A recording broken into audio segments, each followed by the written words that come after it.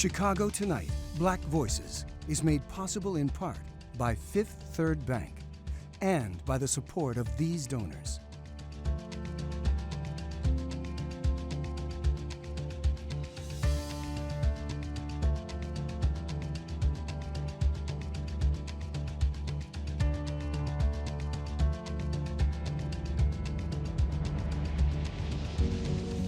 At Fifth Third, we believe when diverse voices are heard and empowered, communities are made stronger, lives are made better, and the future holds greater promise for all. That's why we're proud to support Chicago Tonight Black Voices. Together, we can make a difference. Together, we can drive change.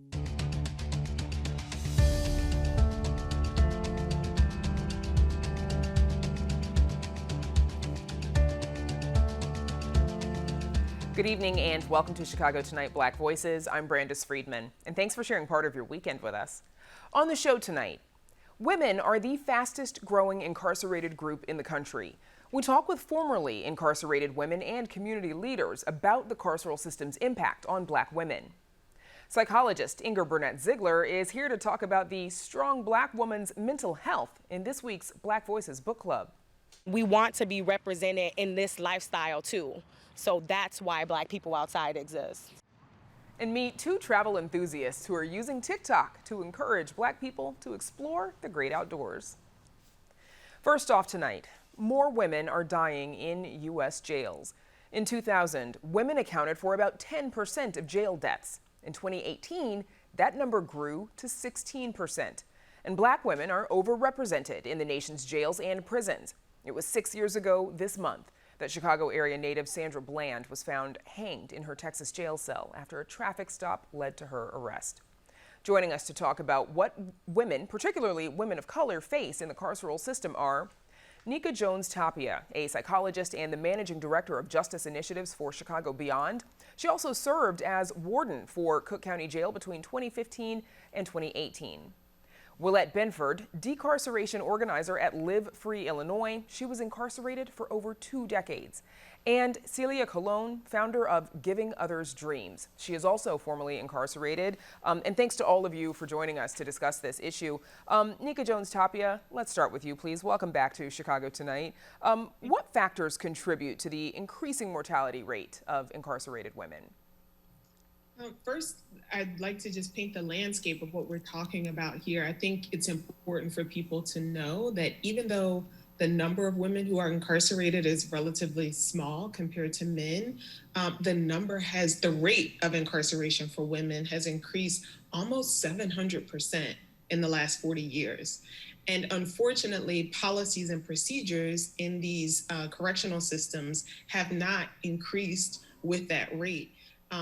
Women are often overlooked when we talk about programs and treatment and access to healthcare within these systems because the number is relatively small compared to men. And then correctional systems as a whole are catastrophically dark places. You know, they disconnect people from everything that they know and love. They drain hope out of a person's life. They're dark, and people, especially women, and especially Black women and women of color, are overly exposed to trauma within these systems, like sexual violence and physical violence. Willette, what challenges do women, and particularly Black women, what do they face in prison and jail?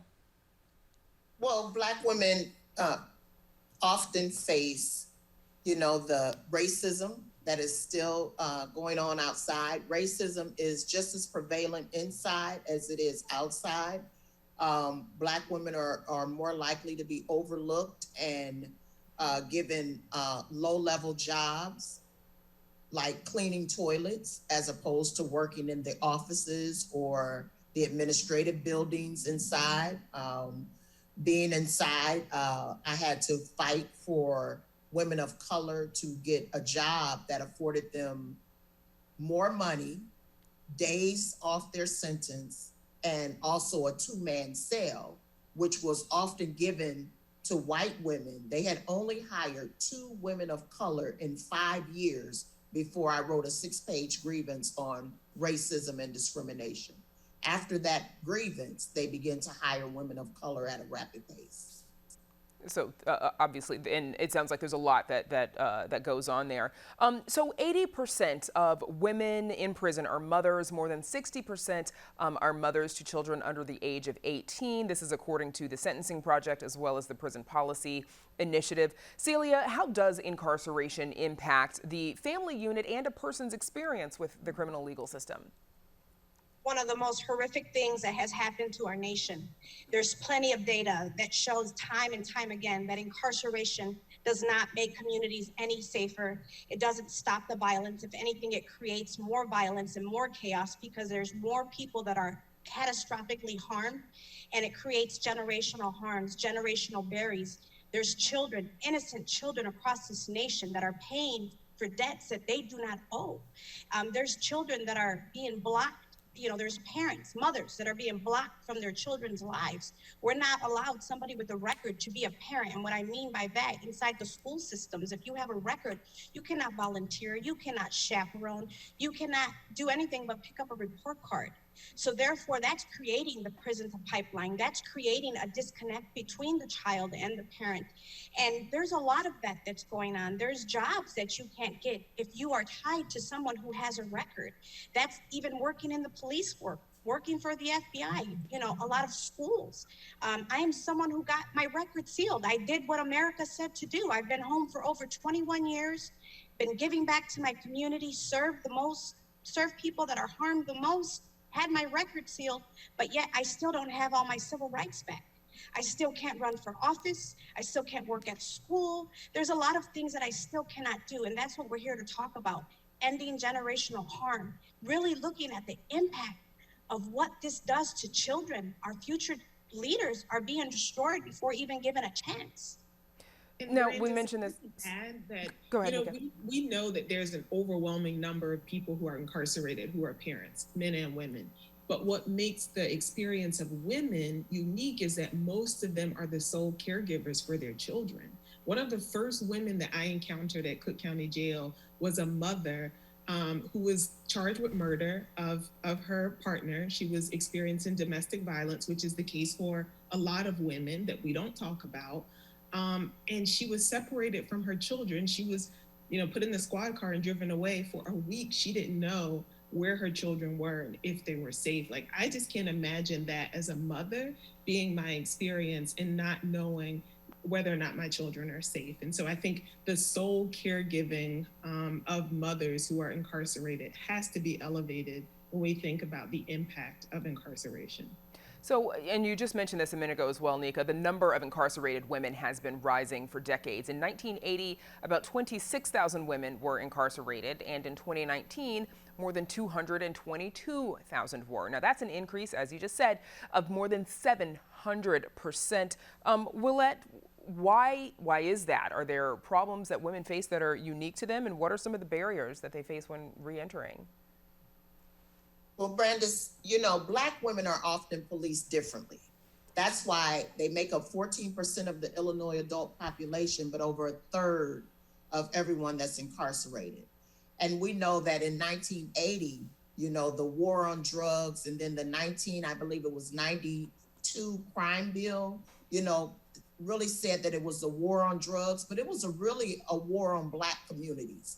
And, Black communities were decimated by police coming in, kicking in doors, arresting women, and saying, the conspiracy law, the federal conspiracy law, where even if your man sold drugs and you didn't even know about it, they wanted to link you in with that. So they really just destroyed Black families back then. And many women are sitting in prison today with natural life sentences on drug charges that they acquired back when we know that there was such a disparity in the crack cocaine law and the powder cocaine law, because white people use powder more, so they got lesser sentences. And then crack cocaine was normally found in low income, poverty stricken communities. And really, poverty has been criminalized. If a Black woman has a substance abuse problem, she's criminalized and sent to prison for a couple of bags of drugs, whereas our white counterpart is sent to a rehab so that she can get her life together and return home to her children. So poverty is really poverty and systemic racism is the underlying issue for the expansion of the prison population in Illinois and across this nation. And Celia Colon, your organization, you obviously work to support women, mostly on the South and the West sides, when they leave prison. What resources are necessary for them when they get home? Oh, just being incarcerated has multiple layers of harm, so it requires multiple layer solution. I am just one of many vessels and many organizations that are out here doing the work, and I would like to uplift some of them Black and Brown organizations like Chicago Beyond, Fully Free, Kids Off the Block, Activists, Girls Like Me, Rage. There's a lot of us, my group, God, Giving Others Dreams, that are out here on the front lines doing the work. And what we do is we support people, our people, unapologetically.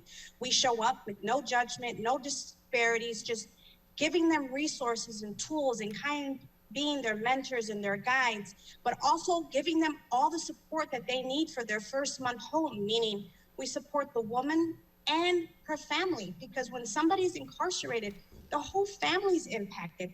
The whole family is hurting. And right now in the state of Illinois, there's 7 neighborhoods that 27,000 people that are released every year from IDOC come home to. And they are on the west and the south side. And the economics in our communities haven't changed. The opportunities in these communities haven't changed. The lack of resources in these communities haven't changed. So it's up to us to show up for each other and to bring the resources. So we serve the women with what's called a We Win Welcome Home package, because when we invest in women, we win as a community, as a society, and we try to give them all the tools that they need, meaning we do a barrier assessment with them over the phone, find out what mandates they need to do so that they don't have a technicality and go back, and that's how a lot of people are forced back.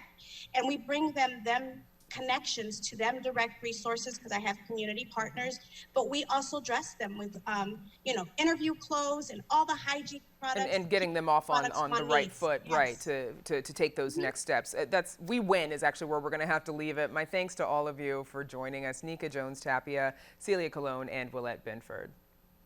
Thank you. Thank you. Up next, the latest selection in our Black Voices Book Club. Stay with us.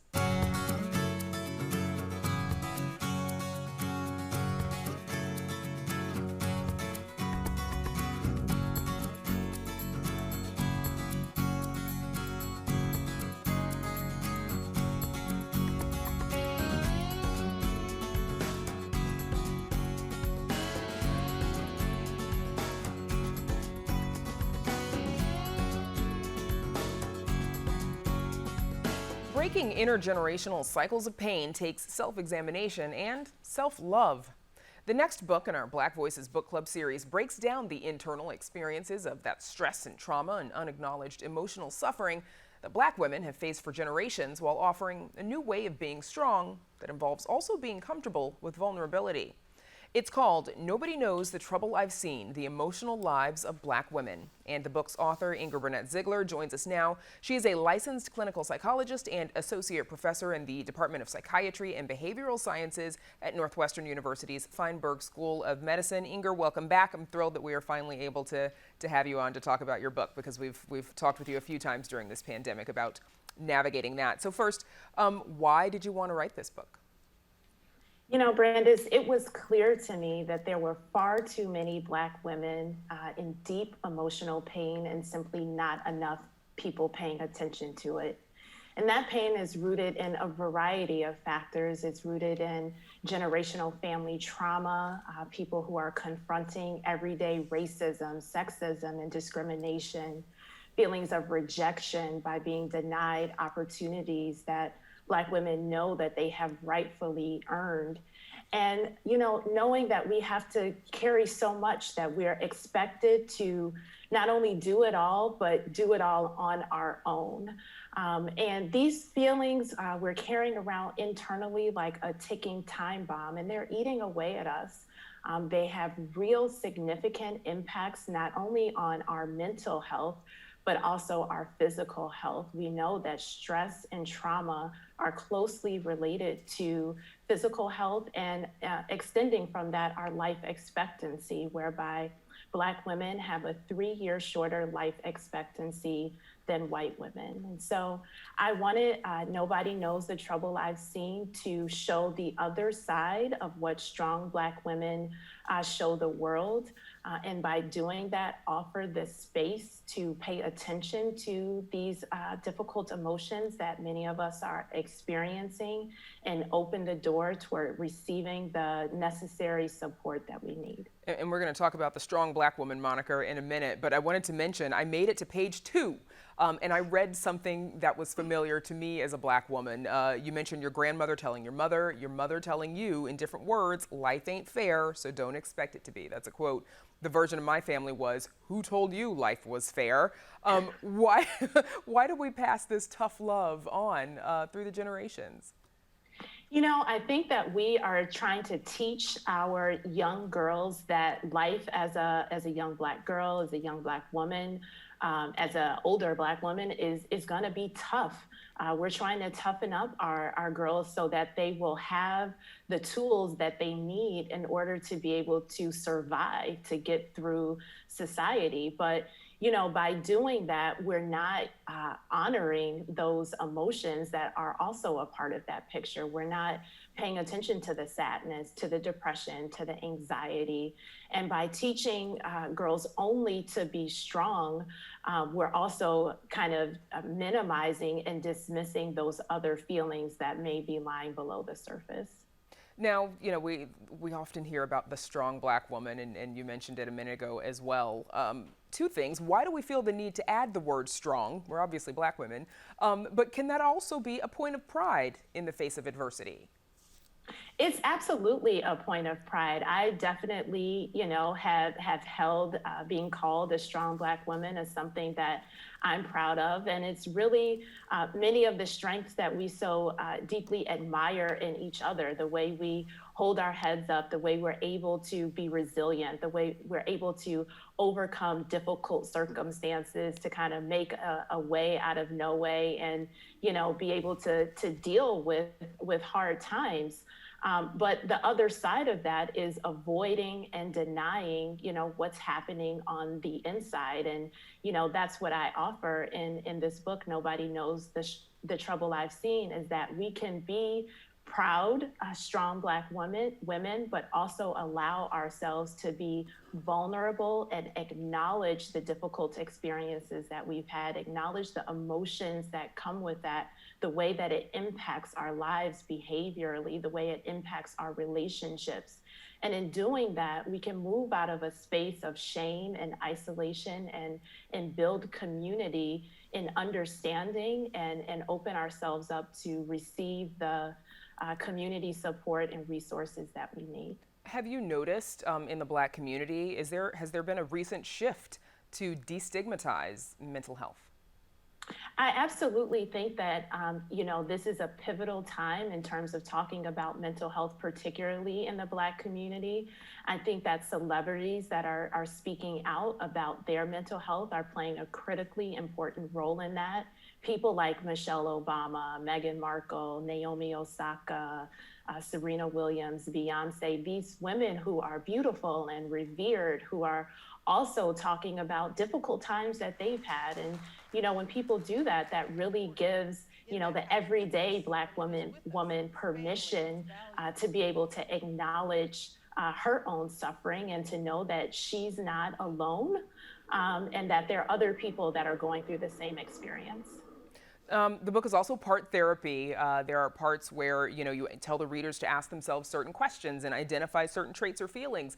What are you providing there and hoping that folks take away? You know, one thing that I wanted to provide is to let people know what the signs and symptoms of some mental health challenges look like. So often we talk about trauma and depression and anxiety, and we throw these terms around, but people don't necessarily know what that looks like in their individual lives. And so I wanted people to be able to see that through real examples, to be able to acknowledge any signs or symptoms that might be showing up in them. And in doing so, be able to reflect, you know, this is something that I'm going through. I have difficulty sleeping. I have difficulty getting out of bed. I'm finding myself irritable and on edge and afraid to leave my home. I'm having crying spells ourselves in deep sadness. And by recognizing and acknowledging that in ourselves, that awareness is the first step toward making behavioral change and for reaching out for support. Okay, we've got about 20 seconds left. What do you want people to take away from this book? Why should they read it? You know, our mental health, addressing our mental health is urgent. The time for us as Black women is to do so is right now. We are not alone, and we can be both strong and vulnerable, and our vulnerability does not mean weakness. Okay, congrats to Ingrid Burnett Ziegler. Thank you so much for joining us. Thank you. Again, the book is called Nobody Knows the Trouble I've Seen, The Emotional Lives of Black Women, and you can read an excerpt on our website. Up next, meet two travel enthusiasts working to increase representation of Black people exploring the outdoors. Stay with us.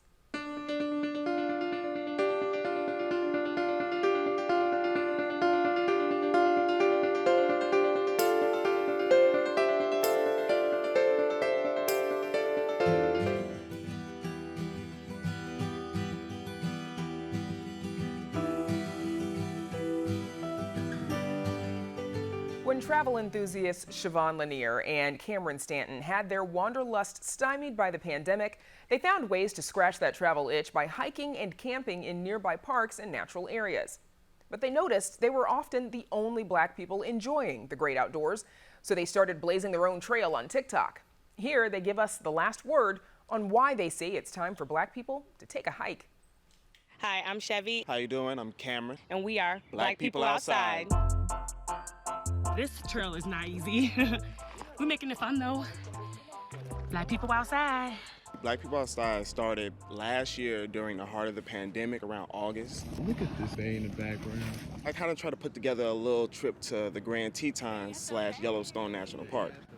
In that process, we were able to reignite our love for camping and the outdoors. Build fires, pitch tents. I made a chili dog. We don't have any plates or anything. We got good music though, we got good vibes. We saw the Milky Way. I started crying because I've never experienced something so immaculate and so beautiful before.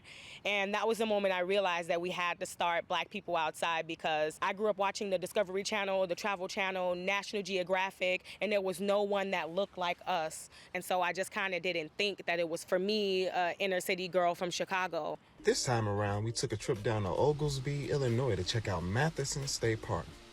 Now I know gas is getting expensive, but just look at this waterfall. Just splash, gorgeous. A lot of times you need to see someone doing it to know it can be done. They're influencers for everything, like hair, clothes, makeup, and so we wanted to influence the great outdoors. Mm-hmm. Hey y'all, Black People Outside, out here live enjoying nature. We decided to call ourselves Black People Outside as a joke because we were just trying to make outside seem very accessible and fun, and to encourage other people like us to come out. Sometimes you just need a place to get away, be with your thoughts, quiet down. You don't have to worry. You can just let loose in a sense and just take the world in. There are plenty of ways that you can get outside via public transportation in the city. You can go to Jackson Park as we're standing here now. You can go to the Palos Trail system. Take the yellow line out to Skokie, hit the Skokie Lagoons. Just find a local park. Get used to just being outside, and then you'll get tired of hearing the cars. You'll get tired of hearing the trains, and you'll want to try and venture off a little bit further. You start to hear the birds chirping. There are a lot more cuter animals outside than rats, so... Southside Safari. We found us a little critter. Oh. We're not pros, we're straight up amateurs. Right. We're from the city. We don't know what we're doing, and that was the basis of our channel. What's good, y'all? She just finally made it up. She finally made it up the hill. We be huffing and puffing. It's a struggle from time to time. Our page is like the struggle page of nature. This is Black People Outside. We were just lost for like the last I don't know. If you don't finish the hike, that's okay. Come back next week, you'll get a little further. It's really all about taking one step at a time. And it's really fun to walk up some dunes and you finally make it to that beautiful beach that you've been looking for. Black People Outside. We need to let people know that if you can find it, please use it. It is yours. The outdoors are for everyone. That's what we always say. And you can follow Chevy and Cam on TikTok at black.people.outside. And you can watch more in our Last Word series on our website. And that's our show for this Sunday night. Please be sure to check out our website, WTTW.com/news, for the very latest from WTTW News. While you're there, make sure to read our story about new safety and health protocols for Chicago Public School students this fall, including indoor masking. And join Paris Schutz this week at 7 on Chicago Tonight. Life Preservers inside a campaign to make the lakefront safer, and Chicago's important role in the early development of comic strips. And tomorrow night, be sure to join our virtual community conversation. Arts correspondent Angel Edo will talk with independent artists and community leaders about the future of Chicago's art scene. That event starts at 8 p.m. You can visit WTTW.com/events to RSVP. Now, for all of us here at Chicago Tonight, Black Voices, I'm Brandis Friedman. Thank you for sharing part of your weekend with us. Stay healthy and safe, and have a good night.